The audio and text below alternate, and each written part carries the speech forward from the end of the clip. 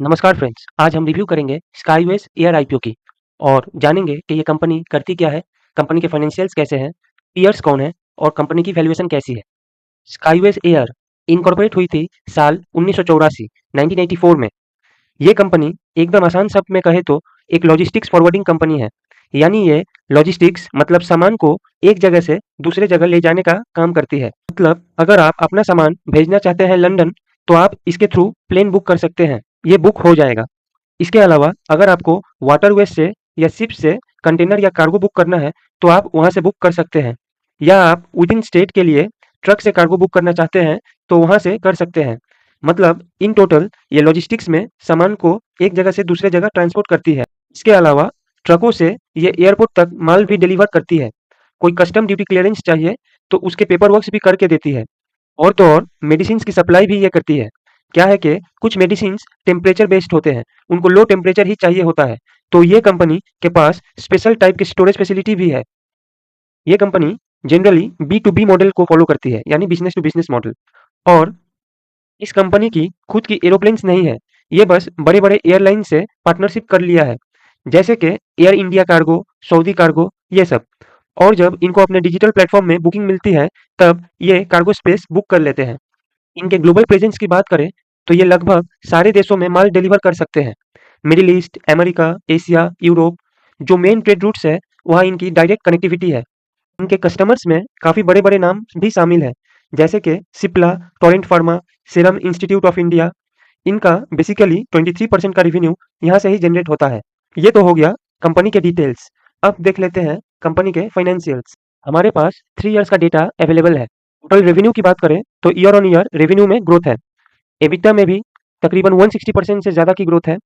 Profit after tax की भी बात करें तो year on year profit after tax बढ़ा है। प्रॉफिट मार्जिन्स काफ़ी कम है, लेकिन सबसे अच्छी बात यह है कि प्रॉफिट मार्जिन्स कांस्टेंट है। 2.68 था फाइनेंशियल ईयर 24 में, फाइनेंशियल ईयर 25 में 2.14% और फाइनेंशियल ईयर 26 में 2.26% है, जो कि काफ़ी कम है बट कांस्टेंट है, ये एक अच्छी बात है। नेट वर्थ भी ईयर ऑन ईयर में ग्रोथ है। और टोटल बोरोइंग्स की बात करें तो एज ऑफ 2026 बोरोइंग्स है 624 करोड़ की। जिस हिसाब से डेट इक्विटी रेशियो आता है 1.26, तो डेट तो काफ़ी ज़्यादा है इस कंपनी पे। नॉर्मली 0.5 के ऊपर डेट रहे तो ही काफ़ी ज़्यादा माना जाता है, यहाँ तो 1.26 है। तो डेट आने वाले टाइम में इस कंपनी को थोड़ा कम करना पड़ेगा, क्योंकि डेट काफ़ी ज़्यादा है इस कंपनी के ऊपर। टोटल एसेट की बात करें तो ईयर ऑन ईयर में एसेट में ग्रोथ है।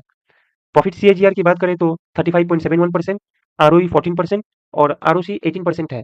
ये तीनों पैरामीटर्स इन लाइन है कंपनी के। ये आईपीओ बिडिंग के लिए मंडे यानी 24 अगस्त से ओपन हो जाएगा और बिडिंग क्लोज हो जाएगी 27 अगस्त को। अलॉटमेंट आ जाएंगे 28 अगस्त को और इस आईपीओ की लिस्टिंग 1 सितंबर को हो जाएगी। इस आईपीओ के रजिस्ट्रार रहेंगे बिग शेयर। फेस वैल्यू है 10 रुपीज़ पर शेयर। प्राइस बैंड है 131 रुपीज़ से लेके 138 रुपीज़। लॉट साइज है 100 शेयर्स के। आईपीओ का टोटल इशू साइज है 582.80 करोड़, जिसमें से 398.80 करोड़ फ्रेश इशू है और ओएफएस 184 करोड़ है।